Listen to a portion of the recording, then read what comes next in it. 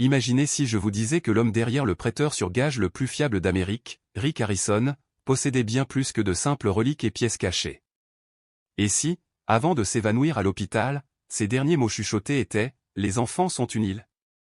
Il ne s'agit pas d'une rumeur passagère, c'est une confession effrayante qui a stupéfié les agents fédéraux et a complètement changé la façon dont nous percevons Rick Harrison. Ce n'était pas juste un lapsus, ce fut un moment qui a révélé un sombre secret, il avait découvert une île cachée qui pourrait modifier tout ce que nous pensions savoir sur lui.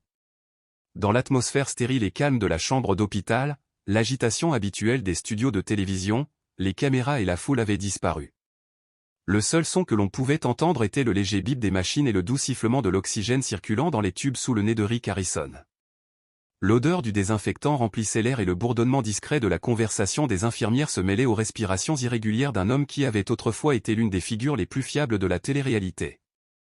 Avant d'aller plus loin, assurez-vous d'aimer, de vous abonner et d'activer les notifications afin de ne manquer aucune mise à jour sur ce mystère en cours. Personne ne s'attendait à une révélation à ce stade. Les médecins et le personnel le surveillaient de près pour détecter tout signe de défaillance d'un organe ou de détérioration physique, sans s'attendre à des paroles ou à des aveux profonds. Mais à 3h17 précises, Rick remua. Son moniteur cardiaque est resté stable et ses yeux se sont ouverts. Ses lèvres commencèrent à bouger lentement. Une infirmière, habituée à faire ses rondes, s'est approchée, ne sachant pas s'il était en train de faire une crise ou s'il sortait d'une stupeur. Ce qui arriva ensuite fut quelque chose qui l'a pris complètement par surprise. « Les enfants sont une île », murmura Rick. L'infirmière se pencha, essayant de comprendre ce qu'il disait. « Qu'a-t-il dit, monsieur » demanda-t-elle, déconcertée. Les yeux de Rick se levèrent brièvement pour rencontrer les siens et il expira avec difficulté. « Sur l'île. » Toujours là, réussit-il à ajouter. Et puis, silence. L'infirmière, perplexe et ne sachant pas si elle avait bien compris, a noté les mots sur un post-it et l'a placé à côté de la machine, le balayant comme une remarque incohérente. Cela semblait absurde à l'époque, mais lorsqu'elle en a parlé à l'infirmière en chef lors du changement d'équipe, tout a commencé à changer. L'infirmière en chef se figea. Depuis son arrivée inconscient et gravement déshydraté après ce que son avocat a décrit comme un effondrement soudain, Rick n'avait pas dit un mot. Les médecins pensaient que le stress écrasant dû aux batailles juridiques, aux réactions négatives du public et aux enquêtes croissantes avait eu des conséquences néfastes sur sa santé physique et mentale. Mais maintenant, dans son moment de lucidité, il avait parlé et ses paroles étaient loin d'être anodines. L'infirmière, toujours incrédule, a partagé cette déclaration inhabituelle avec un ambulancier local qui était également actif sur un blog policier à Las Vegas. Il a rapidement tweeté l'étrange confession, Rick Harrison a murmuré quelque chose à propos d'enfants sur une île alors qu'il était aux soins intensifs. Qu'est-ce que cela signifie? En quelques heures, le tweet avait été partagé plus de 90 000 fois. Au matin, les principaux médias se démenaient pour découvrir la vérité. Quelle île? Quels enfants? Et pourquoi maintenant? Ce n'était pas seulement le commentaire aléatoire d'un inconnu. Rick Harrison, un homme dont la vie avait été exposée à la télé-réalité pendant plus d'une décennie, avait bâti un empire en évaluant tout, des reliques de la Seconde Guerre mondiale aux souvenirs rares. Il avait toujours été un visage de confiance, un homme d'affaires doué pour connaître la valeur des choses, mais il était aussi passé maître dans l'art de garder des secrets. Pendant des années, des millions de téléspectateurs l'ont vu comme plus qu'un simple prêteur sur gage. Il était une icône de la culture américaine, un homme dont la personnalité à l'écran était aussi pointue que ses talents de négociateur. Mais maintenant, allongé dans un lit d'hôpital sous des lumières fluorescentes intenses, Rick Harrison avait prononcé des mots qui ne pouvaient être ignorés. Les théories se répandent comme une traînée de poudre. Rick était-il en délire, pris dans un état onirique? Parlait-il par métaphore? Ou était-ce le moment décisif où son subconscient a révélé quelque chose de caché au plus profond de lui? Les forums Reddit ont éclaté de discussions. Les créateurs de TikTok ont analysé l'aménagement de sa chambre d'hôpital, passé au peigne fin des entretiens antérieurs et ont même examiné des rapports judiciaires et des dossiers d'enquête du FBI à la recherche d'indices. Les créateurs de YouTube ont retravaillé leur page pour enquêter sur le sens de ses propos. Certains experts se sont concentrés sur la formulation « les enfants sont une île » et non « sur une île », notant qu'une telle bizarrerie grammaticale pourrait être une erreur freudienne, une libération subconsciente d'une vérité cachée. Les linguistes ont donné leur avis, suggérant que lorsqu'une personne parle sous la contrainte psychologique, elle peut exprimer des souvenirs refoulés ou un traumatisme à travers un langage anormal. Était-ce une remarque fortuite, ou était-ce l'expression de quelque chose de beaucoup plus sombre, d'une réalité longtemps refoulée qui lutte pour émerger? La question n'était plus de savoir si Rick avait prononcé ces mots, mais plutôt de savoir où se trouvait cette île et qui pouvait encore s'y trouver. Les journalistes ont envahi l'hôpital, mais le personnel a refusé de commenter et les dossiers médicaux ont été scellés. La confession, bien que non confirmée, avait déjà pris une vie propre, alimentée par la peur qu'elle puisse être vraie. En coulisses, les enquêteurs fédéraux, qui travaillaient déjà sur une affaire complexe impliquant un réseau de trafic présumé, ont commencé à enquêter. L'expression a suscité une réponse prioritaire, redirigeant leurs efforts de recherche des emplacements nationaux aux prêteurs sur gage, unités de stockage et propriétés cachées vers un nouvel objectif, les eaux internationales. Qu'est-ce que Rick savait de cette île? Et à quel genre d'opération pouvait-il faire allusion depuis son lit d'hôpital? Les documents judiciaires, autrefois scellés, sont désormais soumis à un examen minutieux. Les procureurs avaient auparavant fait de vagues références au mouvement maritime, qui avaient été jugées non pertinentes. Mais maintenant, tout était en train d'être réévalué. L'une des révélations les plus troublantes est venue non pas des enquêteurs, mais des survivants ou des femmes qui avaient échappé au prétendu réseau de Rick et qui parlaient désormais d'autres, celles qui avaient disparu, enlevées mais jamais revues. Ils avaient été considérés comme perdus, mais leur sort semblait désormais plus sombre, peut-être déplacé, peut-être sur une île. L'indignation du public a atteint son paroxysme. Les réseaux sociaux ont été inondés de colère. Les présentateurs de nouvelles ont eu du mal à rapporter cette phrase effrayante sans montrer de détresse visible. Une vidéo virale a fait surface montrant une ancienne victime, aujourd'hui militante, tremblante alors qu'elle s'adressait à la caméra. Si ce qu'il a dit est vrai, alors il y a encore des enfants là-bas, qui souffrent, tandis que l'homme qui les a mis là est allongé dans un lit d'hôpital. Cependant, il y avait ceux qui défendaient Rick. Ses partisans ont souligné les explications médicales. Ils ont suggéré que les médicaments utilisés pour le stabiliser pourraient provoquer de la confusion, des hallucinations ou des souvenirs refoulés faisant surface sous forme de fantasmes déformés. Un avocat a publiquement rejeté les mots chuchotés comme étant un simple fantasme et non un aveu. Mais si tout cela n'était qu'une hallucination, alors pourquoi les agents de la sécurité intérieure ont-ils comparé cette expression au dossier d'expédition? Pourquoi le FBI a-t-il réactivé un ancien mandat de perquisition lié à l'une des sociétés offshore de Rick, enregistré dans un paradis fiscal des Caraïbes?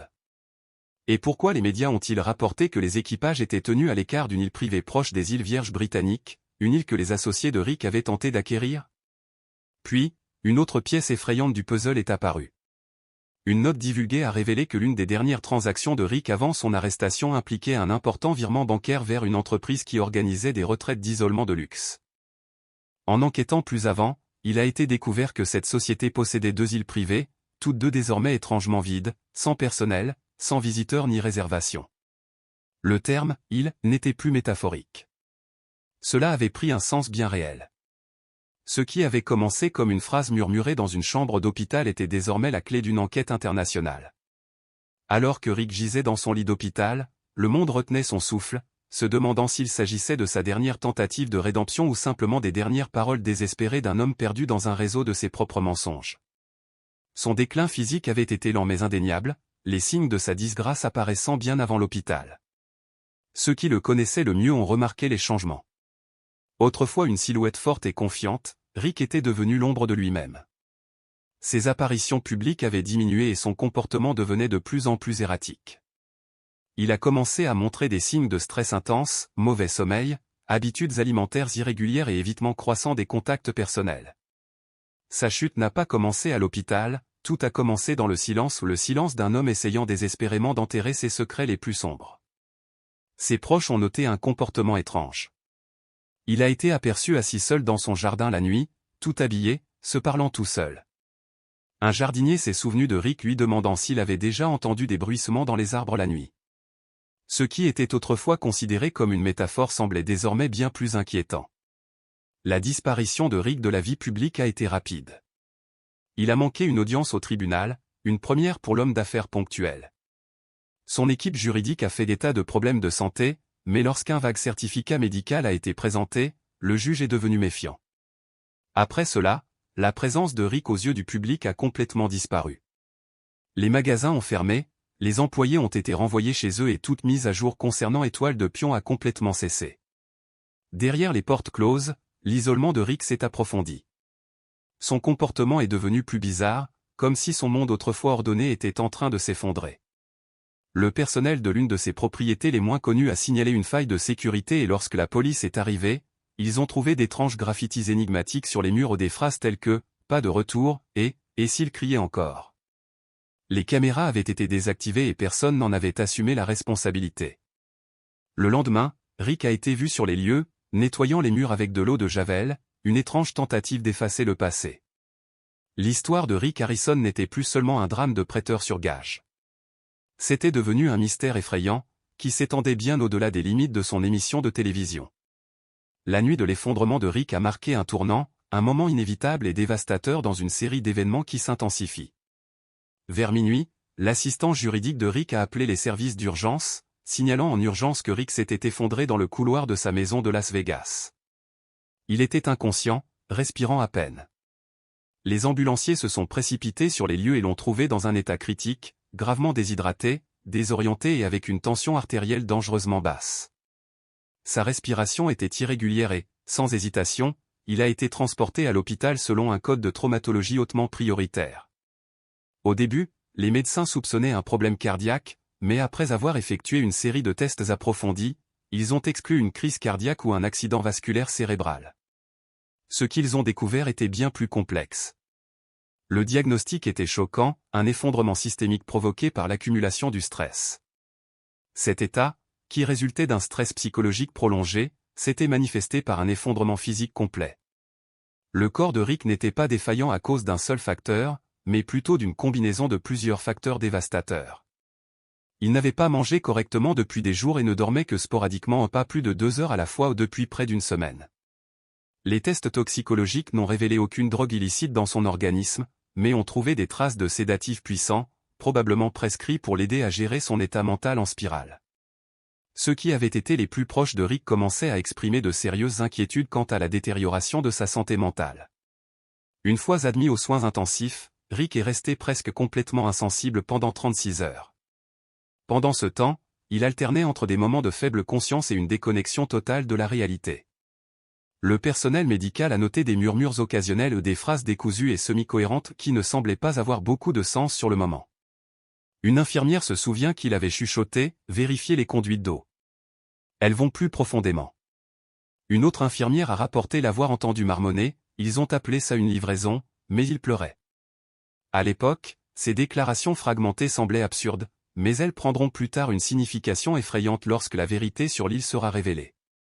Pour comprendre comment quelqu'un d'aussi méticuleux et calculé que Rick a pu tomber jusqu'à présent, il est nécessaire de remonter à l'histoire jusqu'à ses racines avant le procès, avant l'effondrement, avant la frénésie médiatique. Le catalyseur de la chute de Rick a commencé des mois plus tôt, avec une fuite. Un informateur anonyme a fourni des documents et des métadonnées reliant Rick à des comptes offshore et à de mystérieux manifestes de cargaison. Initialement rejeté comme étant sans conséquence, l'information a commencé à attirer l'attention des journalistes et des enquêteurs fédéraux. Un document, en particulier, a attiré l'attention des deux parties, un itinéraire d'expédition expurgé détaillant un envoi de biens fragiles provenant d'une société nommée RH International Holdings. Il n'était pas destiné à la reventer, au départ, on pensait qu'il était lié au commerce d'antiquités de Rick.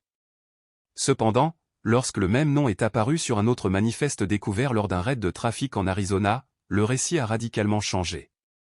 Rick n'était plus seulement un homme d'affaires, il était potentiellement lié à quelque chose de bien plus sinistre, un réseau impliqué dans le trafic d'êtres humains. À mesure que la surveillance médiatique s'intensifiait, Rick est devenu de plus en plus isolé. Il a rompu ses liens avec des amis de longue date, licencié son comptable et a même vendu un ranch privé sous couvert de société écran, invoquant des problèmes de sécurité. Ensuite, des enregistrements téléphoniques ont fait surface, révélant que Rick avait tenté de contacter 5 personnes ayant des liens connus avec des affaires de trafic. Bien que ces personnes aient nié lui avoir parlé, l'avocat de Rick a refusé de commenter l'affaire, ajoutant ainsi de l'huile sur le feu. Pendant ce temps, les employés de maison de Rick ont commencé à démissionner les uns après les autres. Son chef privé, Ahmad Delave, et son chauffeur ont tous deux démissionné quelques jours plus tard, invoquant des conditions de travail hostiles. Le chef a affirmé que Rick était devenu erratique, paranoïaque et obsédé par l'intimité, accusant même le personnel d'avoir installé des microphones cachés dans la maison. L'une des dernières apparitions publiques de Rick avant son effondrement a eu lieu dans une station-service à Las Vegas, où un fan a pris une photo de lui, échevelé, visiblement plus mince et visiblement épuisé.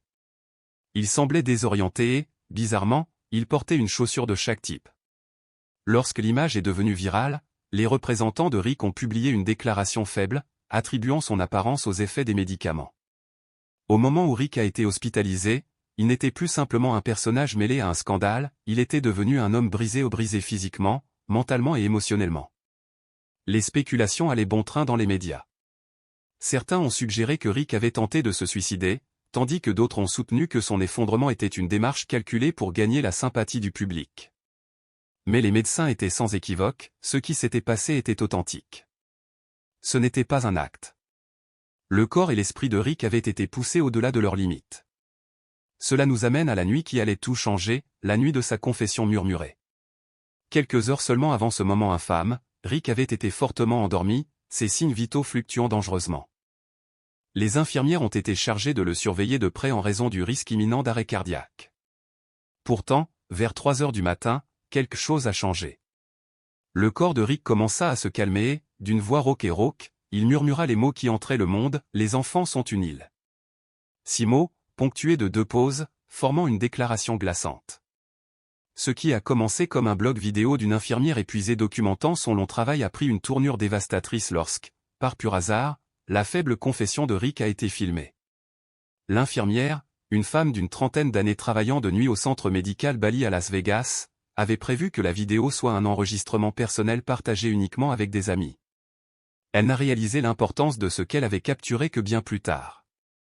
Alors qu'elle regardait à nouveau les images, elle remarqua que le visage de Rick se déplaçait subtilement vers la caméra, ses lèvres bougeaient, puis faiblement, mais sans équivoque il murmura « Les enfants sont une île ». L'ami de l'infirmière, qui avait vu la vidéo, a immédiatement remarqué l'étrangeté. « Avez-vous entendu ce qu'il a dit ?» elle a demandé. L'infirmière, désormais pleinement consciente de la gravité de la situation, s'est figée en réécoutant l'enregistrement. C'était indéniable. Le murmure était clair. La vidéo, initialement mise en ligne pour un petit cercle d'amis, a rapidement été diffusée sur Reddit sous le titre Rick Harrison surpris en train d'avouer à l'hôpital. Qu'est-ce que cela signifie? Au début, la vidéo n'a pas eu beaucoup de succès. Mais bientôt, un YouTuber, connu pour analyser les scandales des célébrités, l'a repris, en ajoutant des sous-titres et en le remettant en ligne sous le titre La confession chuchotée de Rick Harrison, les enfants sont unis de découvrir la vérité. La vidéo a décollé. En quelques heures, la vidéo a dépassé les 5 millions de vues. Les créateurs de TikTok se sont jetés dessus. Les médias ont demandé l'autorisation d'utiliser les images. Ce qui a commencé comme un léger murmure dans une chambre d'hôpital est devenu une obsession nationale. Les théories ont inondé Internet. Certains ont rejeté l'expression comme dénuée de sens. D'autres ont spéculé sauvagement, et un nombre croissant d'entre eux étaient convaincus que Rick savait où se trouvaient les enfants disparus ou avait découvert une horrible vérité. Des experts en analyse sonore ont amélioré la vidéo et les analystes des modèles vocaux ont confirmé que la voix dans le clip était indéniablement celle de Rick. Les experts en lecture labiale étaient encore plus déconcertants, le mouvement de ses lèvres correspondait parfaitement à la phrase. La vidéo a rapidement été diffusée sur les principaux médias comme CNN et MSNBC, avec des segments entiers consacrés à l'examen de la signification des paroles de Rick. Pendant ce temps, la fascination du public s'est accrue, avec des mèmes inondant Twitter et Instagram et des hashtags comme #confession, #Islande, #RCK et #ChildrenAreAnIsland en vogue dans le monde entier. Les autorités fédérales, qui enquêtaient déjà sur Rick pour son implication dans le trafic, ont exigé l'accès aux images originales. En moins de 24 heures, le personnel hospitalier a été interrogé. L'infirmière qui a enregistré la vidéo a été suspendue dans l'attente d'une enquête. Malgré les protestations des défenseurs de la vie privée, l'hôpital a refusé de commenter, invoquant des restrictions légales. Mais le public ne se souciait pas des légalités. Il pensait que les aveux étaient bruts, authentiques et irréfutables. Au fur et à mesure que l'enquête s'approfondissait, il est devenu évident que Rick cachait quelque chose de bien plus sombre que quiconque ne l'avait imaginé. Les entretiens passés ont été revisités avec une nouvelle suspicion. Une remarque apparemment innocente que Rick a faite lors d'une interview en 2015, « J'adorerais avoir une île un jour, m'éloigner des fous, vous savez ?» semblait désormais d'un inquiétant et inquiétant. L'enquête a pris une tournure encore plus sombre lorsque des experts en criminalistique numérique ont commencé à retracer l'historique de voyage et les dossiers financiers de Rick. En seulement 48 heures, ils ont identifié 2 propriétés privées dans les Caraïbes associées à des sociétés écrans liées à Rick. Ce n'étaient pas des destinations touristiques, c'étaient des îles privées. Et puis, un initié anonyme du cercle d'affaires de Rick s'est manifesté, révélant que l'île avait été mentionnée à plusieurs reprises dans des communications énigmatiques. Des expressions telles que « l'île a besoin de fournitures » et « laissez l'île préparée » apparaissaient dans les courriels internes depuis des années, toujours avec une ambiguïté troublante. Les pièces du puzzle se mettaient en place et le monde commençait à réaliser à quel point les secrets de Rick s'étendaient. Ce qui semblait être un simple scandale commercial s'était transformé en quelque chose de bien plus terrifiant. La vidéo a dévoilé une vérité cruciale, quelque chose qui avait été négligé ou ignoré par les autorités jusqu'à ce moment précis. Finalement, les agences de sécurité ont reçu une raison claire d'agir. Même si les aveux eux-mêmes ne tenaient pas la route dans une salle d'audience traditionnelle, leur impact était indéniable. Cela a servi de catalyseur à l'enquête, fournissant la cause probable indispensable. Dans les 72 heures qui ont suivi la diffusion explosive de la vidéo, les enquêteurs sont rapidement passés à l'action. Ils ont émis de nouvelles assignations à comparaître et demandé des images satellites des propriétés offshore. Un enquêteur se souvient d'une conversation effrayante qu'il avait eue avec Rick Harrison des années auparavant, lorsque Rick lui avait demandé « Pensez-vous que quelqu'un remarquerait si certaines personnes disparaissaient dans la mer ?» À l'époque, cela avait été considéré comme une plaisanterie morbide. Maintenant, à la lumière de cette révélation, cela semblait soudain être un plan calculé. La confession virale a rapidement dégénéré au-delà d'un simple incident, elle s'est transformée en un mouvement. C'est devenu le point d'allumage qui a transformé les murmures feutrés en appel à l'action fort et sans équivoque. Pour ceux qui ont souffert en silence, la vidéo n'était pas seulement un aveu, mais un moment de validation. Une victime, qui avait déjà témoigné devant le tribunal au sujet de sa captivité dans l'une des propriétés de Rick, a repris la parole dans une nouvelle interview. Ils m'ont traité de fou. Maintenant, qui est le fou ? Demanda-t-elle, ses mots débordant d'une certitude retrouvée. Au milieu de cette tourmente, Rick Harrison est resté étrangement silencieux. Luttant entre conscience et inconscience, il était sous surveillance médicale constante. Les médecins ont surveillé de près ses signes vitaux et l'ont gardé sous sédatif plus longtemps que prévu en raison du risque de surcharge cardiaque. Son équipe juridique n'avait encore publié aucune déclaration, aucun démenti, aucune clarification, juste un calme troublant. C'était comme si l'homme, qui avait autrefois parlé si librement, avait déjà dit plus que ce à quoi on aurait pu s'attendre. Et c'est là que réside l'éclat effrayant de la situation. Pour la première fois dans l'enquête, Rick n'était plus guidé par le conseiller juridique qui l'avait souvent protégé. Il n'a pas été interrogé par les procureurs et n'a pas non plus été contraint de faire des déclarations sous la menace ou la contrainte. Cette fois-ci, aucun enregistrement n'a été réalisé avec son consentement, aucun filtre n'a été appliqué à ses propos. Ses aveux sont venus sans filtre, brut et ce qui est le plus alarmant spontané. Il parlait non pas parce qu'il y avait été contraint, mais parce que son esprit, dépourvu de ses défenses, avait laissé échapper la vérité. L'impact de ces 6 mots aussi doux, fragiles et éphémères ne saurait être surestimé. Les enfants sont une île. Dans cette seule phrase, Rick Harrison avait potentiellement révélé bien plus que ce qu'il avait imaginé. Sa confession n'était plus seulement un instant éphémère, il était déjà devenu un élément permanent du monde numérique. Réseaux sociaux, salles de rédaction, salles d'audience, les mots ont rebondi entre eux, se propageant comme une traînée de poudre. Mais que voulait vraiment dire Rick ? Étaient-ce les divagations d'un homme endormi et accablé par la culpabilité, ou était-ce un indice sombre et sinistre vers une réalité bien plus profonde et dangereuse ?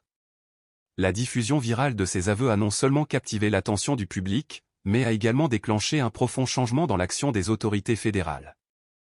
Dans les 24 heures suivant la diffusion de la vidéo, diverses agences de sécurité ont lancé un examen à grande échelle de tous les documents, témoignages et preuves liés à l'empire tentaculaire de Rick. Ce qu'ils ont découvert était profondément troublant, un schéma inquiétant de disparition, de registres de propriété et de témoignages qui avaient été auparavant rejetés. Examinés à travers le prisme de la déclaration énigmatique de Rick, ces pièces ont commencé à former une image bien plus terrifiante. Il y avait des lacunes indéniables dans cette affaire, des espaces vides là où auraient dû se trouver des indices critiques, des personnes qui avaient disparu sans laisser de traces, des preuves oubliées et des pistes devenues froides parce que personne n'avait jamais pensé à regarder au-delà des États-Unis. Mais voilà, l'enquête avait rouvert ses portes. Le département de la sécurité intérieure, aux côtés du FBI et d'Interpol, a réexaminé 23 cas non résolus d'enfants disparus, tous liés aux itinéraires de voyage et aux relations commerciales connues de Rick Harrison. Beaucoup de ces cas avaient été initialement classés comme des disparitions volontaires, des conflits de garde ou même de simples erreurs dans les procédures d'immigration. Cependant, lorsque les enquêteurs ont comparé les anciens dossiers, certains schémas inquiétants ont commencé à émerger. Dans tous les cas, il existait des enregistrements d'expéditions internationales, inoffensives à première vue, sans lien apparent avec les personnes disparues. Ces documents étaient de simples listes d'inventaire, des déclarations en douane et des reçus de fret. Mais quelque chose n'allait pas. Les poids indiqués sur les manifestes ne correspondaient pas à ce qui était réellement expédié, les destinataires étaient inexistants et les adresses de destination pointaient vers des îles isolées ou des ports éloignés. La première avancée significative a eu lieu avec le cas d'April Landen, une jeune fille de 14 ans qui avait disparu de sa famille d'accueil à Phoenix en 2016. À l'époque, on pensait qu'elle s'était enfuie. Il n'y avait ni témoin, ni caméra, juste une note disant « Je vais là où il fait chaud ». Des années plus tard, son téléphone a été retracé jusqu'à un centre de fret au Nevada, à seulement 3 km de l'une des propriétés de Rick. 2 jours après la disparition d'April, un conteneur enregistré au nom d'une société écran de Rick a été expédié des États-Unis vers un lieu privé dans les Petites Antilles. Le manifeste affirmait qu'il était rempli de matériaux de construction et d'articles récréatifs, mais à son arrivée, il n'a jamais été reçu. Pas de construction, pas d'articles récréatifs. Un autre cas concernait 2 jumeaux de 9 ans qui ont disparu alors qu'ils étaient en vacances à Las Vegas. Ils ont disparu de la piscine d'un hôtel sous la surveillance d'une babysitter temporaire. L'enquête était au point mort, la babysitter s'est enfuie et les enfants n'ont jamais été retrouvés. Mais après les aveux de Rick, un analyste du FBI a parcouru les journaux de vol de la même semaine et les a comparés avec les reçus numériques d'un ordinateur saisi chez Rick. L'analyse a révélé qu'un avion privé immatriculé RH Executive Transit avait volé de Las Vegas aux Bahamas le jour même de la disparition des jumeaux. Le manifeste des passagers était vide et le manifeste du fret était marqué comme confidentiel jusqu'aux aveux de Rick. Ce vol avait été dissimulé dans un réseau de transactions d'entreprises altérées. Désormais, l'île n'était plus une vague métaphore, c'était un lieu réel et tangible, et les enquêteurs ont commencé à se concentrer sur les propriétés liées aux opérations mondiales de Rick. 2 sociétés offshore Screen Bronze Middle Enterprises et Skiar Global Logistics avaient acquis et loué de petits terrains sur des îles Vierges britanniques, des Philippines et des îles turques et caïques, propriétés censées être dédiées à la restauration d'antiquités et au stockage d'actifs. Pourtant, lorsque les images satellites de ces lieux ont été examinées, la vérité a commencé à émerger. Les sites ont révélé des schémas inquiétants aux petits bâtiments, bunkers, stations d'accueil suggérant des activités bien plus sinistres que ne l'indiquent les documents officiels. Une ancienne profileuse du FBI a été amenée à examiner le profil psychologique de Rick avec ces nouvelles informations, et ses conclusions étaient à la fois sombres et effrayantes. Des hommes comme Harrison, qui exercent le pouvoir et gardent des secrets, ne s'isolent pas par paranoïa. Ils le font pour garder le contrôle. S'il avait mentionné une île, ce n'était pas une métaphore, c'était un lieu littéral. Entre-temps, les autorités locales des îles des Caraïbes avaient déjà reçu des rapports faisant état d'activités suspectes de fret et d'arrivée et de disparition de personnel étranger sans explication. À l'époque, il manquait de ressources pour enquêter plus en profondeur, mais maintenant, avec un nouvel élan, ils ont rouvert ces rapports. Les témoignages des survivants, autrefois vagues et rejetés, ont commencé à prendre une nouvelle signification. Une jeune femme, sauvée à 18 ans, se souvient qu'on lui avait dit un jour « Le véritable argent est dans ceux qui vont au paradis ». Au début, elle avait pensé que c'était juste une tentative de l'intimider, mais maintenant, elle en comprenait le sinistre sens. Lorsqu'on lui a présenté des images satellites de l'une des propriétés offshore de Rick, elle a fondu en larmes. « C'est ce qu'ils nous ont montré sur la photo », s'est-elle exclamée, « c'est là qu'ils ont dit que nous irions si nous avions de la valeur. » À partir de ce moment, l'enquête s'est intensifiée. Interpol a émis des alertes aux gouvernements régionaux pour accéder au registre du trafic maritime, aux ventes de propriétés offshore et à tout document aéronautique porté disparu lié au pseudonyme de Rick. Les pilotes qui avaient travaillé pour lui ont été assignés à comparaître et l'un d'entre eux a avoué avoir transporté une mystérieuse cargaison vers une île, mais a affirmé n'avoir jamais ouvert les cartons.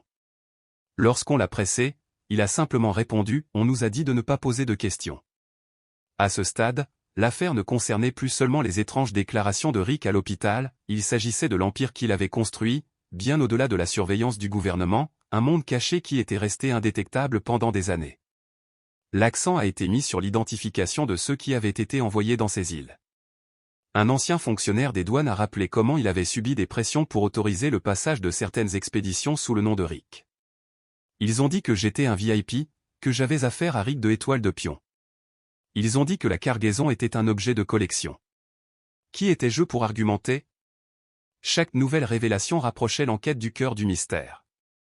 Documents douaniers manquants, vols suspects, virements bancaires secrets vers les îles des Caraïbes, matériaux de construction achetés mais jamais livrés, ce n'était que le début. Les images satellites ont révélé de nouveaux chemins dégagés à travers la jungle, menant à des structures sombres et inhabitées. Et puis, les mots de Rick ont résonné à nouveau dans l'air, les enfants sont une île. La confession, autrefois un moment isolé de folie, était désormais devenue la clé qui révélait la terrifiante vérité derrière l'empire de Rick Harrison. Ce qui avait été caché sous des couches de bureaucratie, de rapports rejetés et d'avertissements ignorés était désormais mis à nu, à la vue de tous. Les survivants, dont les voix avaient été si longtemps réduites au silence, étaient enfin entendus. Leurs témoignages fragmentés, vus à travers le prisme des aveux de Rick, offraient une carte qui pointait directement vers l'île. Le FBI a relancé son enquête, en commençant par la réévaluation du témoignage de Maya Perez. En tant que l'un des premiers témoins des opérations de Rick, Maya se souvenait avoir été retenue captive dans une pièce insonorisée du Nevada à l'âge de 17 ans.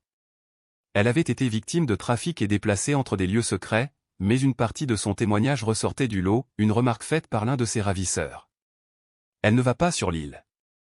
Elle n'est pas assez premium. À l'époque, elle n'en avait pas compris le sens, mais maintenant, tout s'est mis en place.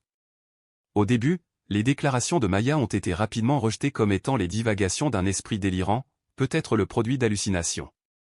Les enquêteurs les ont imputées au traumatisme qu'elle avait subi ou à des malentendus sur des choses qu'elle aurait pu entendre. Aucune attention sérieuse n'a été accordée à ces affirmations concernant l'île. Mais maintenant, cette expression, pas assez haut de gamme, était examinée sous un nouveau jour. Maya était loin d'être la seule à faire de telles affirmations. Au fil des années, plus d'une douzaine d'autres survivants ont apporté des témoignages faisant référence à des lieux au-delà de l'océan ou des îles tropicales isolées ou, dans un cas particulièrement obsédant, des destinations situées au-delà de l'horizon le plus lointain. Ces références avaient été ignorées dans le passé, principalement en raison de l'absence de preuves matérielles et de l'absence de pistes solides. Mais maintenant, avec les mandats de perquisition internationaux en vigueur et l'analyse des images satellites révélant des propriétés insulaires liées aux opérations de Rick, ces vagues mentions commençaient à prendre un étrange sentiment d'exactitude. L'une de ces survivantes, identifiée uniquement sous le nom de Yanello dans les documents judiciaires, a partagé un récit effrayant de son temps en captivité. Elle a été obligée de faire des valises pour des filles qu'elle connaissait à peine, des filles sélectionnées pour un transfert immédiat vers une destination inconnue. Un jour, ils sont venus et ont choisi 5 d'entre nous, se souvient-elle. Ils nous appelaient le lot sélectionné. Elle a poursuivi, racontant le commentaire glaçant d'un gardien, dites-leur de profiter du soleil, c'est la dernière chose qu'ils verront. À seulement 16 ans, Yanello n'avait pas compris la gravité de cette déclaration. Ces filles n'ont jamais été revues. Elle se souvenait de leurs noms, de leurs visages et de leurs âges allant de 10 à 15 ans, chacun d'eux étant passé par le même établissement en Arizona, une maison de banlieue liée plus tard à l'une des sociétés écrans de Rick. Des années plus tard, Yanello décrirait cette maison avec des détails surprenants, jusqu'à la couleur des carreaux de la cuisine. Lorsque les enquêteurs de la police ont revisité la propriété après l'arrestation de Rick, ils ont confirmé que sa conception correspondait exactement à la description de Yanello. Lors de la nouvelle phase de l'enquête, les agents lui ont posé une question apparemment simple, « Avez-vous déjà entendu parler d'un endroit où ils ont été emmenés ?» Sans hésitation, Yanello a répondu, il l'appelait l'île, comme si c'était une sorte de paradis, comme si seuls les riches pouvaient y aller. Les gardes en parlaient comme s'il s'agissait d'une retraite exclusive. Ils disaient que si vous étiez choisi, vous ne reviendrez jamais. Un autre survivant, un jeune garçon qui a réussi à s'échapper de l'une des soi-disant propriétés de réhabilitation de Rick au Mexique, a ajouté son propre témoignage terrifiant. Il se souvient avoir entendu des petits avions décoller la nuit, 2 fois par mois, depuis une piste privée voisine. J'ai demandé à quelqu'un où allaient les avions, a-t-il déclaré. Un homme m'a dit, ils vont là où on ne peut pas les trouver. Tu ferais mieux de bien te comporter, sinon tu finiras là-bas aussi. Le garçon pensait que l'homme faisait référence à la prison, ignorant que cela signifiait quelque chose de bien pire. Il a également mentionné que le mot « il » était souvent entendu pendant les quarts de travail de nettoyage et de préparation des aliments. Il se souvenait d'un jour avoir nettoyé un placard rempli de bagages, dont beaucoup étaient des valises de la taille d'un enfant, neuve et usagée. Ensuite, il y a eu le témoignage de Nico. Nico, l'un des rares hommes trafiqués par le réseau de Rick à avoir survécu assez longtemps pour s'exprimer, était resté silencieux pendant des années, profondément marqué par ses expériences. Mais après avoir entendu les aveux de Rick dans un hôpital, Nico a contacté d'urgence son avocat, déterminé à partager ce qu'il savait. « J'ai entendu ces mots », a déclaré Nico, et je m'en souviens. Il a raconté un souvenir de sa captivité lorsqu'on lui a demandé d'aider à nettoyer une camionnette après l'arrivée d'une cargaison dans l'une des propriétés de Rick à Las Vegas, un endroit avec un garage caché sous terre. Nico se souvient très bien de l'intérieur de la camionnette, de son sol recouvert de plastique et de sacs de vêtements étiquetés avec des initiales. Ce qui ressortait le plus, cependant, était un ensemble de documents épinglés sur le côté de la camionnette. Ils avaient les coordonnées de l'île, expliqua Nico. À l'époque, je ne comprenais pas ce qu'ils voulaient dire. Ce n'étaient que des chiffres. Mais après avoir entendu les aveux de Rick et les avoir recherchés plus tard, ils ont indiqué une terre spécifique dans le sud-est de la République dominicaine. C'est à ce moment-là que Nico s'effondre, visiblement désemparé. Je pense que j'ai aidé à charger les expéditions. Je pense que j'ai participé à l'emballage de la camionnette. Je ne comprenais pas ce qui se passait.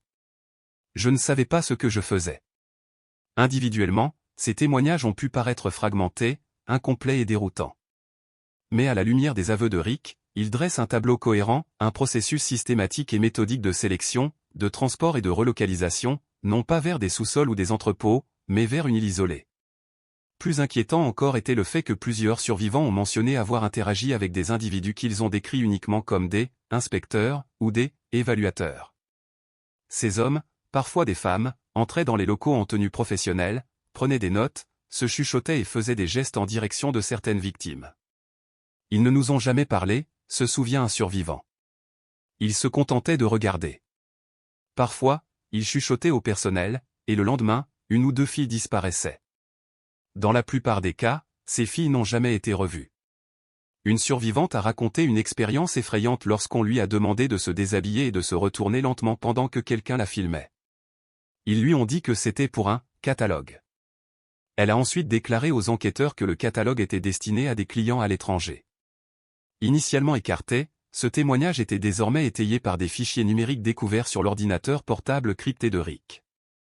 Les fichiers contenaient des dizaines de dossiers étiquetés, chacun contenant des métadonnées sur l'âge, la taille, la région et les comportements. Certains dossiers contenaient des vignettes au format JPEG, tandis que d'autres ne contenaient que des codes. Alors que les enquêteurs comparaient les codes avec les témoignages des survivants, des corrélations inattendues ont commencé à émerger. Les souvenirs fragmentés des survivants ne ressemblaient plus à des histoires isolées, ils constituaient les pièces d'un puzzle plus vaste, désormais des preuves vérifiables. Une chose était claire, un lieu, une destination, étaient fréquemment mentionnés avec différents accents, dialectes et argot. Des phrases telles que « elle a été envoyée au paradis »,« elle a reçu le traitement insulaire » et « elle a été transférée dans un endroit au large de la côte » ont été répétées par divers survivants. Les filles de l'île ne sont jamais revenues. Même si tous les survivants ne portaient pas de cicatrices visibles, le traumatisme psychologique qu'ils portaient était indéniable. Ils vivaient dans une peur constante, sachant que, quelque part, loin de leur portée, l'opération était toujours active. Pour les familles des disparus, cette révélation était à la fois déchirante et, étrangement, encourageante. Cela confirmait leurs pires craintes et pourtant, pour la première fois depuis des années, il semblait que quelqu'un prenait enfin leur douleur au sérieux. Une mère, dont la fille avait disparu en 2019 lors d'un voyage à Las Vegas, est apparue en direct à la télévision, bouleversée par l'émotion, en regardant se dérouler les témoignages des survivants. Depuis 3 ans, on lui disait que sa fille était probablement morte. Mais entendre d'autres décrire les mêmes systèmes, noms et itinéraires qui correspondaient parfaitement au dernier mouvement connu de sa fille a ravivé son espoir. On m'a dit que je poursuivais des fantômes, sanglotait-elle. Mais maintenant, je sais que mon bébé pourrait encore être en vie sur cette île. En réponse aux témoignages croissants et aux preuves renouvelées, les agences fédérales ont annoncé la formation d'un groupe de travail multi-agences, uniquement dédié à enquêter sur la connexion de l'île au réseau de Rick. Les histoires autrefois rejetées étaient désormais reconnues comme des pièces cruciales du puzzle. Parmi les documents récemment examinés, un nom s'est démarqué, Sea Venture Limited. La société semblait être une société d'investissement de luxe légitime, sans casier judiciaire, n'existant que sur le papier et possédant un petit terrain isolé dans le sud des Caraïbes. Son existence était si obscure qu'elle n'apparaissait même pas dans la plupart des bases de données commerciales. Malgré les dossiers impeccables de l'entreprise, une enquête plus approfondie a révélé une vérité cachée. Derrière la façade brillante de Sea Venture Limited se trouvait Rick Harrison et, enfoui sous les arbres de l'île, se cachait un terrifiant secret. Après les aveux de Rick, les enquêteurs fédéraux ont commencé à enquêter sur ses relations commerciales offshore avec une urgence renouvelée. Pendant des années, son empire financier a été protégé par un labyrinthe de sociétés écrans et d'investissements opaques, considérés comme des mesures typiques de protection des actifs. Mais désormais, chaque détail était scruté à la loupe. Seaward Venture Ltd, identifié par les jurys comptables, s'est démarqué comme une entité ayant reçu des paiements mensuels modestes mais réguliers. Chaque transaction était étiquetée avec des descriptions vagues telles que « frais de consultation » ou « entretien de la propriété ». Ces paiements, suffisamment modestes pour éviter les soupçons mais suffisamment cohérents pour intriguer, ont conduit les enquêteurs sur une île étroite et à peine marquée au sud-ouest d'Antigua, connue uniquement des locaux sous le nom de Pelican Drift. C'était un endroit qui n'apparaissait pas dans les annuaires touristiques et n'avait aucune population ni activité commerciale, juste un lopin de terre isolé appartenant à un investisseur étranger jusqu'à présent.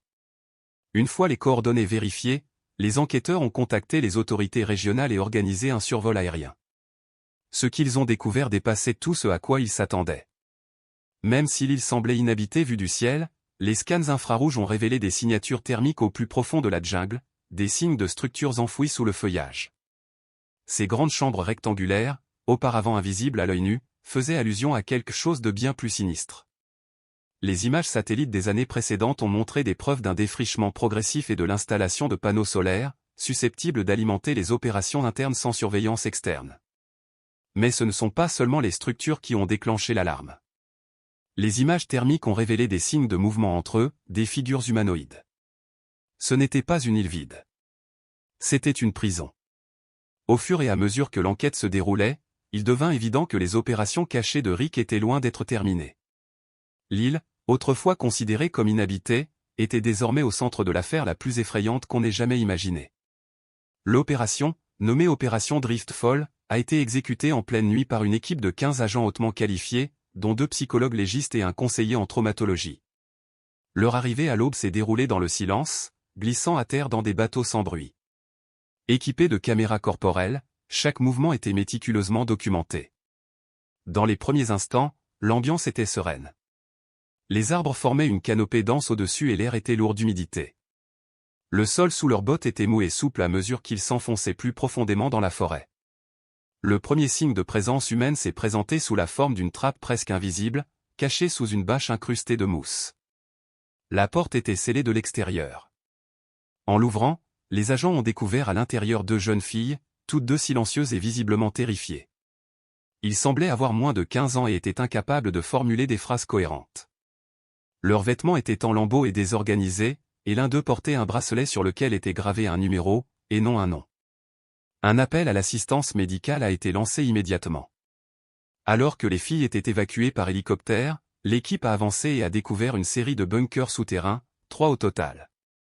Chaque bunker contenait plusieurs pièces, des lits équipés de dispositifs de retenue, des fournitures médicales, des lumières alimentées par batterie et des preuves de caméras de surveillance. Une pièce contenait une chaise surdimensionnée boulonnée au sol, accompagnée d'un équipement d'enregistrement. Les murs étaient recouverts de dessins grossiers créés par des enfants, représentant des hélicoptères, des cages et des hommes armés. Dans un autre bunker, les agents ont découvert un placard scellé. À l'intérieur, les objets personnels, vêtements, produits d'hygiène et autres effets personnels ont été soigneusement organisés et marqués d'initiales. Ce n'était pas une simple prison, cela faisait partie d'un système de contrôle bien organisé.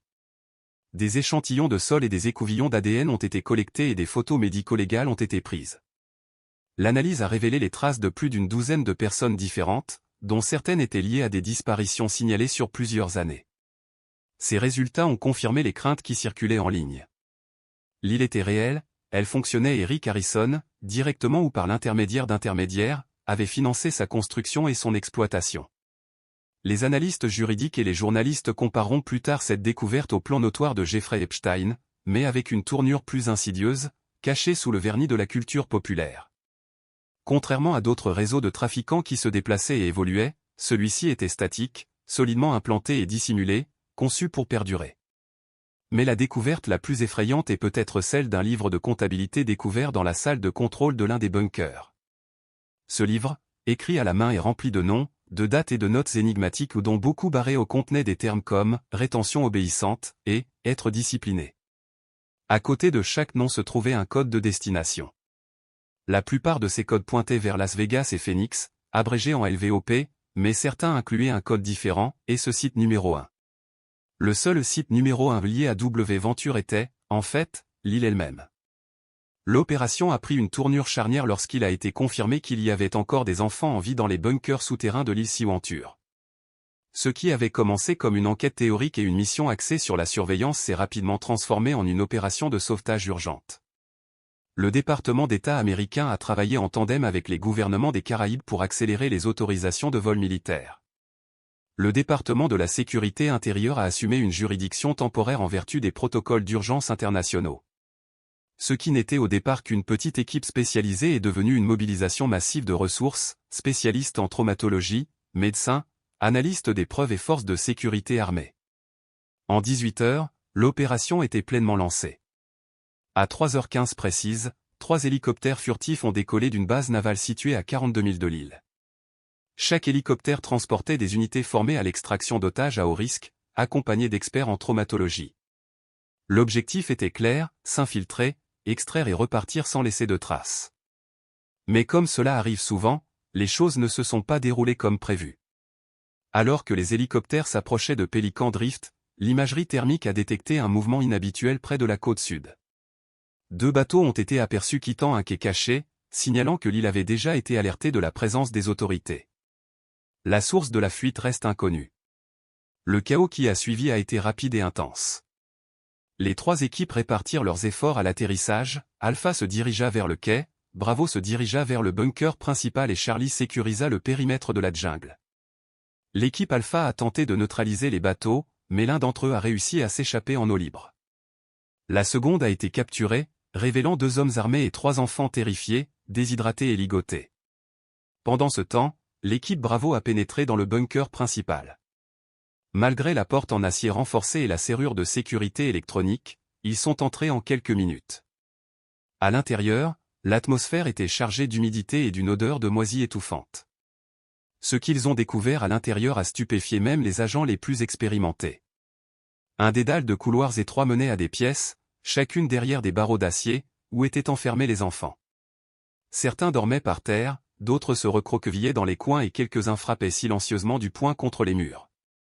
Au total, 15 enfants, tous âgés de moins de 16 ans, ont été secourus. Plusieurs ne pouvaient pas parler, beaucoup étaient pieds nus et un enfant marmonnait à plusieurs reprises, personne ne nous trouverait. Un autre tenait la photo d'un homme portant des lunettes de soleil, debout devant un prêteur sur gage. L'équipe Charlie, qui couvrait la périphérie de la jungle, a trouvé une structure camouflée contenant une tour radio et un équipement de brouillage des signaux. Les experts ont confirmé plus tard que l'île possédait un modulateur de signal capable de bloquer le suivi GPS et les signaux satellites dans un rayon de 3 mètres, rendant ainsi toute personne arrivant invisible aux systèmes externes. À 5h42, les hélicoptères sont revenus pour des évacuations médicales. Du matériel de soins intensifs, notamment des civières et des réserves d'oxygène, a été apporté pour s'occuper des enfants. Un par un, ils ont été transportés par avion vers un lieu sûr et placés sous les soins de spécialistes en traumatologie. Leur traitement a commencé immédiatement, perfusion intraveineuse, couverture, analyse de sang et soins d'urgence. À la base navale, un camp d'urgence a été établi. En quelques heures, des conseillers internationaux en traumatologie, des défenseurs des victimes et des agents de protection de l'enfance sont arrivés. Leur réaction initiale fut un mélange d'horreur et de colère brute. Les chambres des enfants ont chacune d'entre elles raconté une histoire sombre, depuis des dessins rudimentaires gravés sur les murs jusqu'à des journaux inquiétants détaillant le comportement des enfants. Il était clair que ces enfants avaient été surveillés, classés et systématiquement contrôlés. Des caméras de sécurité étaient installées dans presque toutes les pièces. Des preuves numériques ont également été récupérées, montrant des enregistrements de la captivité des enfants, cryptés sur des disques durs amovibles, dont beaucoup avaient été emportés lors de l'évasion.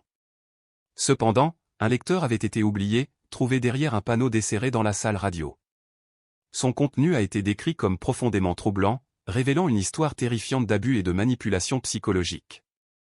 Bien que les autorités n'aient pas encore divulgué les détails, les procureurs ont confirmé que ces éléments joueraient un rôle crucial dans la prochaine phase de l'enquête. Au total, 23 enfants ont été sauvés de Pelican Drift. 7 d'entre eux ont été rapidement identifiés comme des personnes disparues aux États-Unis et au Canada, dont une jeune fille disparue il y a 4 ans. Ses parents, qui avaient depuis longtemps abandonné tout espoir de la revoir un jour, ont retrouvé leur fille, même si elle les reconnaissait à peine, ses souvenirs altérés par le traumatisme. Pour les autres enfants, le chemin vers la guérison serait long. Les équipes médicales ont noté des signes de malnutrition chronique, des carences en vitamines et des cicatrices dues à la contention physique. Plusieurs enfants ont dû être opérés immédiatement, tandis que d'autres ont été réconfortés par des paroles douces et des promesses de sécurité.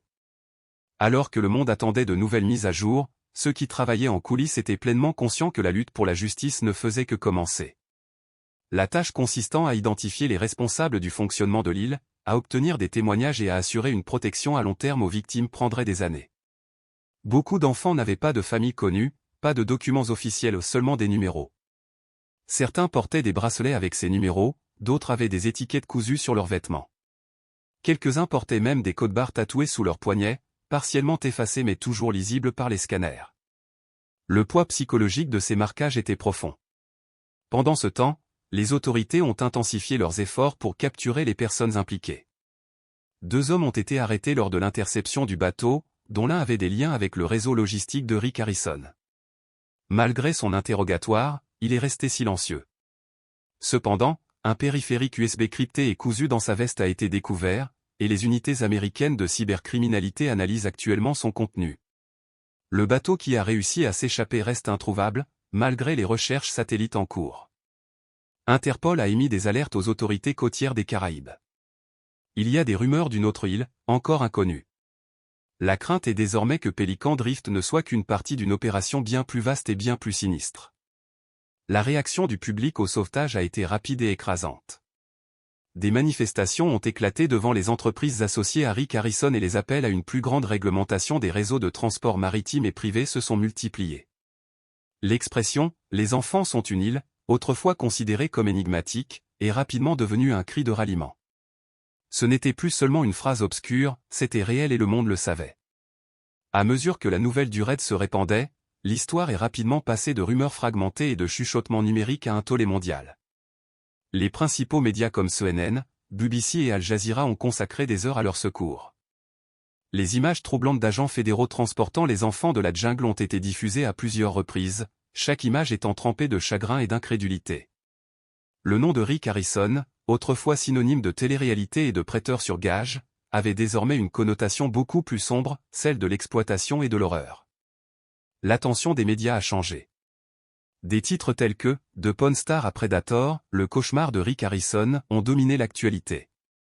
Les autorités se sont empressées de répondre à des questions pressantes, comment cette opération a-t-elle pu prospérer pendant si longtemps? Qui d'autre était impliqué? Les réseaux sociaux sont devenus un champ de bataille pour l'indignation. Le hashtag Kizaran Island s'est rapidement hissé au sommet des tendances mondiales, avec des millions de personnes partageant leur dégoût, leur colère et leurs appels à la justice. Une ancienne victime de trafic a partagé un message poignant, on nous a toujours dit que nous inventions, qu'aucune personne célèbre ne ferait une chose pareille. Maintenant, tout le monde le sait. Dieu merci, ces enfants ont été retrouvés vivants. Son message à lui seul a recueilli plus de 6 millions de partages. Les organisations de défense des droits humains comme Opération Underground Railroad et Save the Children se sont rapidement mobilisées pour réclamer des protocoles internationaux élargis contre la traite des enfants.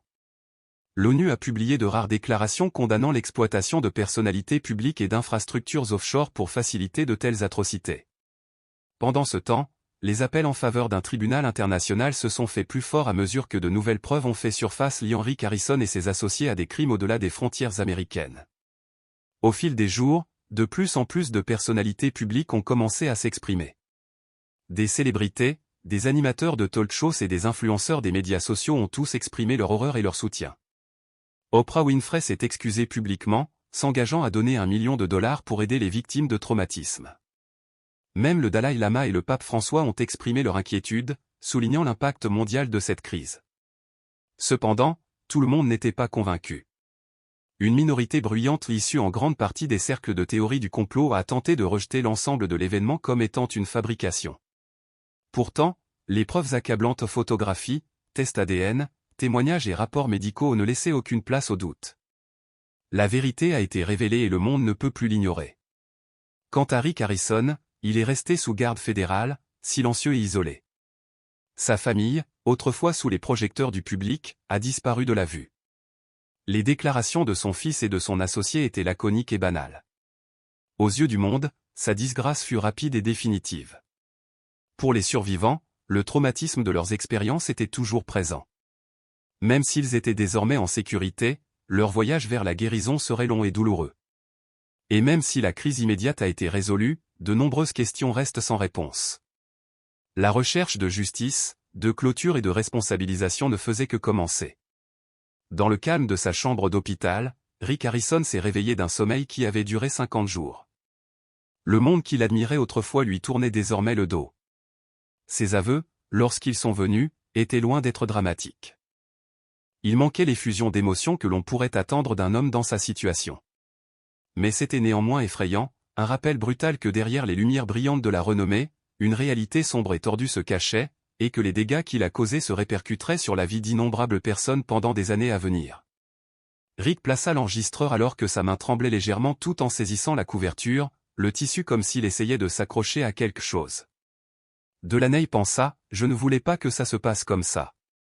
Rick marmonna, ça ne devrait pas en arriver là. Le prêtre hocha la tête en silence. Rick a poursuivi, au début, c'était juste une entreprise, un moyen de déplacer de l'argent, du stockage offshore, rien de plus. Il y eut une longue pause pleine de culpabilité avant que Rick ne dise quelque chose qui fit serrer les mains du père Delaney. Ils étaient censés être envoyés dans des écoles, dans de bons endroits.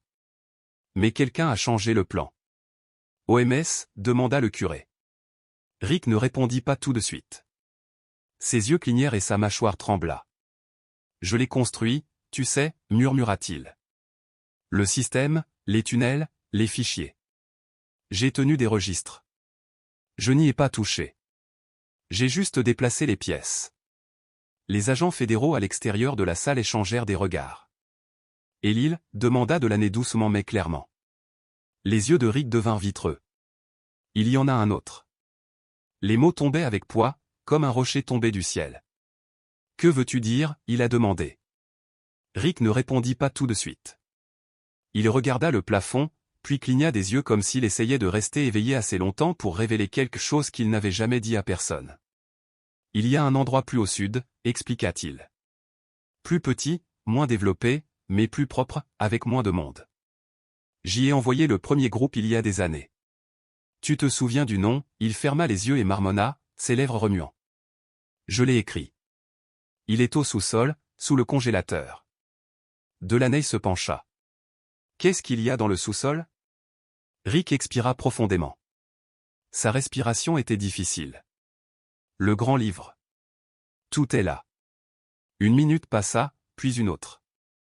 Rien de plus n'a été dit. Le prêtre resta silencieux, priant mentalement. Les agents sont revenus pour vérifier les signes vitaux de Rick. Le moment crucial était passé. L'opportunité s'était fermée, mais ce que Rick leur a donné une deuxième confession, un nouvel emplacement et un indice physique a suffi à relancer l'enquête.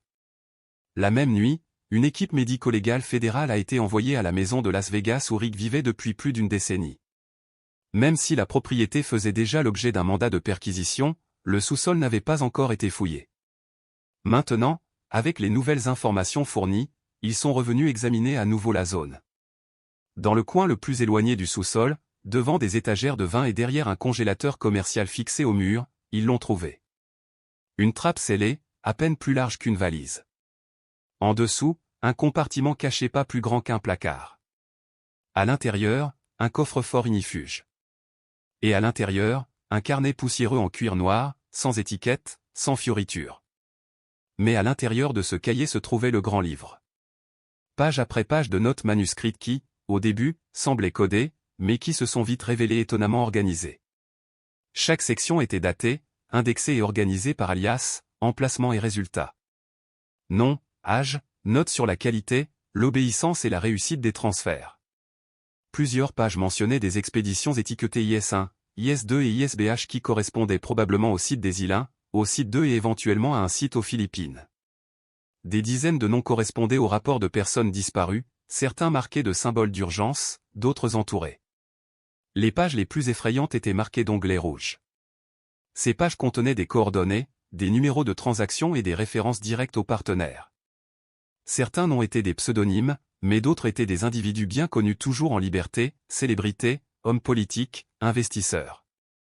Une section comprenait même des identifiants de portefeuilles numériques, liés aux transactions de crypto-monnaies liées aux affrètements de jets privés et aux registres de sociétés offshore. Ce n'était pas le délire d'un mourant, c'était une corroboration. Rick avait parlé, et cela l'avait soutenu. Dans les jours suivants, le contenu du registre a été remis à une équipe intergouvernementale qui menait déjà des enquêtes sur les réseaux de trafic d'êtres humains liés aux Caraïbes et à l'Asie du Sud-Est. En utilisant les coordonnées fournies par Rick, ils localisèrent la deuxième île, que l'on pense être IS-2. Les équipes de reconnaissance se préparaient à ce qui pourrait être une autre découverte terrifiante. À l'hôpital, Rick est resté silencieux pendant 2 jours. Lorsqu'il parla enfin, son ton avait changé. « Tout est fini », a-t-il déclaré à une infirmière. « Ils vont me brûler pour ça. » Puis il sourit étrangement. « Avez-vous déjà entendu un enfant crier à travers le béton? Vous ne l'oubliez pas. Même si ce n'est pas vous qui l'avez fait crier. » Choquée, l'infirmière a fait part de cette déclaration au comité interne de l'hôpital, qui l'a ensuite transmise aux procureurs fédéraux. Il monte désormais un dossier impliquant non seulement le trafic et l'exploitation, mais aussi le complot, les abus systématiques et la criminalité internationale. Ils ont commencé à rédiger les accusations formelles qui mèneraient à la plus grande accusation criminelle jamais portée contre une personnalité de la télévision américaine. À la fin de la semaine, Rick Harrison avait avoué 2 fois, l'un à voix basse, l'autre avec des noms et des documents. Et quelque part en dehors de tout cela, une autre île attendait. La découverte du registre caché de Rick Harrison, récupéré dans un compartiment de son sous-sol sous un congélateur commercial, a d'abord été accueillie avec doute. Les enquêteurs, habitués aux impasses, aux distractions et aux fausses pistes, étaient prêts à tout. Pourtant, ce qu'ils ont trouvé dans ce carnet en cuir noir n'était ni énigmatique ni accidentel. C'était organisé de manière précise et profondément inquiétant. Ce n'était pas un journal intime ou les gribouillages d'un homme qui s'effondrait.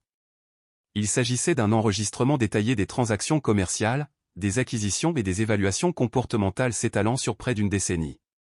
Chaque entrée était datée et ornée.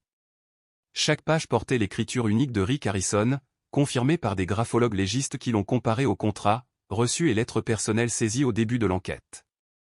Le grand livre était divisé en 5 sections, chacune marquée d'un onglet de couleurs différentes. Chaque section racontait une histoire différente et toutes menaient à une victime. La première section, étiquetée en bleu et intitulée « Entrant », contenait les noms, les âges et les points d'origine. La plupart des annonces provenaient d'États que Rick visitait fréquemment pour affaires, Arizona, Nevada, Texas, Utah. Certaines entrées utilisaient uniquement des initiales ou des surnoms, tandis que d'autres décrivaient des caractéristiques telles que calme, facile à manipuler ou se conformera sous sédation. L'une des entrées disait « SBF 12, pris dans la planque de Phoenix. Vu pour la dernière fois le 17 avril. Type silencieux, bonne dent. » Un autre, Leia, JKM 10. Refuse de manger. Retiré du logement collectif. Transport en caisse conseillé. Les dates coïncidaient avec des disparitions déjà documentées. Cependant, la deuxième section, marquée en rouge et intitulée « Outbound », fournit des détails encore plus accablants. Ici, Rick a décrit la logistique derrière le trafic d'êtres humains, code de fret, numéro de vol, manifeste de conteneurs, factures cryptées, entre autres. Ceci n'était pas écrit dans des codes, mais détaillé sous forme de plans opérationnels. Chaque entrée sortante avait une entrée entrante correspondante, et chacune spécifiait une destination. Le code le plus courant était IS-1, bien que d'autres soient apparus, comme IS-2 et ISEN. Personne n'a compris ce que voulait dire ISEN jusqu'à ce qu'un agent suggère qu'il pourrait faire référence à une route avancée vers le nord ou à une base nord. Sa localisation reste encore inconnue. Sous chaque rondin en saillie, il y avait un curieux symbole, 3 lignes verticales, dont une toujours barrée horizontalement. Ce symbole ne correspond à aucun logo connu. Lorsqu'il a été montré à certains survivants, 2 d'entre eux l'ont immédiatement identifié. C'est ce qu'ils ont brûlé dans l'encadrement de la porte, a expliqué l'un d'entre eux. Cela signifiait qu'il s'agissait d'une des pièces spéciales. La troisième section du livre, identifiée en grande partie par un marqueur vert, était intitulée « Conformité ». Cette partie s'est avérée la plus déchirante du document. Dans ce document, Rick enregistrait des rapports sur les comportements, presque comme s'il faisait un inventaire. Les annotations comprenaient des phrases telles que « SB réagit aux voix féminines ». Il ne tolère pas bien l'isolement. Un léger sédatif est suggéré avant l'évaluation. Cam montre des réactions violentes. Des marques sont observées sur ses poignets. Il est recommandé de le transférer en court séjour. Le lot 5 a été acclimaté au bout de 72 heures. Le rationnement de l'eau a été efficace. Transfert vers Yes confirmé. Le ton utilisé était froid, impersonnel et manquait complètement d'humanité. Les enfants et les jeunes adultes étaient traités comme du bétail. Une page particulièrement effrayante documentait une personne qui avait tenté de s'échapper, ce qui a conduit à une demande de renforcement disciplinaire. Au bas de cette note se trouvait une ligne terrifiante, marquée pour élimination. Au début, les agents n'ont pas bien compris ce que signifiait « élimination » jusqu'à ce qu'ils découvrent plusieurs entrées où la phrase était suivie par des destinataires préférés noirs. Bien que la plupart des noms n'aient pas été divulgués pour des raisons juridiques, les fuites ont confirmé qu'au moins 5 d'entre eux correspondaient au nom de PDG de grandes entreprises, d'investisseurs privés et d'un homme politique à la retraite. Chaque billet VIP comprenait des détails sur les préférences du client, les conditions spécifiques demandées et même les préférences de localisation. L'une des demandes, divulguée par des sources anonymes, indiquait de manière effrayante, doit être inférieure à 10 ans, pas de bruit, pas de questions. Un autre préférait les cheveux roux, la compagnie des frères, et demandait une prime pour double envoi confirmé. Chaque enregistrement comprenait également des détails sur les paiements, principalement liés aux identifiants du portefeuille de crypto-monnaies. Les analystes de la blockchain ont commencé à suivre ces transactions et ont découvert des chemins numériques passant par des pièces de confidentialité comme Monroe Cache, conçues pour protéger l'identité. Cependant, même ces pièces présentaient des vulnérabilités. Les chercheurs ont réussi à corréler les eurodatages des portefeuilles avec les vols des jets privés utilisés par RH Global Transport, la société de Rick. Les preuves commençaient à se rapprocher non seulement de Rick mais aussi de l'ensemble du réseau. Mais la cinquième et dernière section du grand livre s'est avérée la plus inquiétante. Il était vide à l'exception d'un titre en majuscule, souligné 2 fois, nécessite un masquage thermique sans marquage au sol. Cette entrée était datée de 6 mois seulement avant l'arrestation de Rick. Une troisième île dont personne ne connaissait l'existence jusque-là. Les équipes satellites ont commencé à parcourir les zones océaniques à la recherche d'irrégularités, de zones dégagées, de quais temporaires ou de tout signe de construction similaire à celui des 2 premières îles. Bien que rien n'ait encore été confirmé publiquement, les recherches se poursuivent. À Washington, D.C., les procureurs développent leur dossier concernant la plus grande allégation de traite d'êtres humains de l'histoire des États-Unis. Le grand livre, désormais numérisé et enregistré comme preuve, constitue la pierre angulaire de l'enquête. 4 victimes supplémentaires ont déjà été identifiées et les efforts se poursuivent pour déchiffrer les transactions restantes en crypto-monnaie afin de déterminer le nombre de personnes impliquées. Lors d'une rare conférence télévisée, le procureur général des États-Unis a déclaré que le grand livre n'est pas seulement un enregistrement, mais une confession, une carte, un témoignage de l'un des réseaux d'exploitation privée les plus sophistiqués jamais découverts, un réseau qui utilise la renommée, la richesse et l'anonymat mondial pour maîtriser ceux qui n'ont pas de voix. Rick Harrison, toujours détenu dans une aile médicale sécurisée, ne sait pas ce que le gouvernement sait.